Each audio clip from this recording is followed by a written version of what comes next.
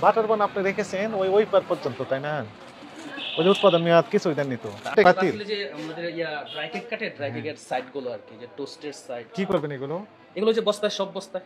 আচ্ছা, যার কাছে শুকানো বিক্রি মানে- করেন সেই তথ্য আছে? জি জি আছে। এইগুলো কি?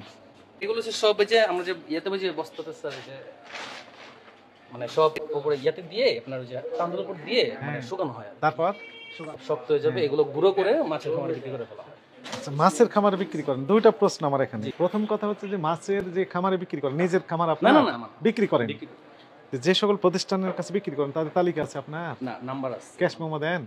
না ক্যাশ মানে কত কেজি গুঁড়া হচ্ছে 20 টাকা হিসাব করে। না না, তারা কি করে আপনি কি জানেন যে মাছের খাবারে ব্যবহার করে না মানুষের খাবারের জন্য দেয়? এখন জারি আছে কিন্তু আসলে তো আমরা তো আর না এটা না না জানি না। এটা আপনাকে নিশ্চিত হতে হবে, আদারওয়াইজ আপনি মানুষকে আপনি বলেন যেভাবে রেখেছেন। আপনি কি দেখতে পাচ্ছেন ময়লা আবর্জনা জি, স্তূপ? স্যার। এটা আপনি এপারে আসেন। এগুলো ময়লা আবর্জনা না? এগুলো ময়লা আবর্জনা? এগুলো তো স্যার, ময়লা। আমি লোক দিয়ে ধরতেছি। এগুলো তো ময়লার ভিতরে রেখেছেন, তাই না? এটাও রেখেছেন কোথায় যেখানে, সেটাও ময়লা, তাই না? হ্যাঁ, কাছে বিক্রি করছেন, আপনার কাছে কোনো তথ্য নেই যে আসলে মানুষের খাবারের জন্য তারা এগুলো ব্যবহার করছে না এই মাছের খাবারের জন্য ব্যবহার করছে?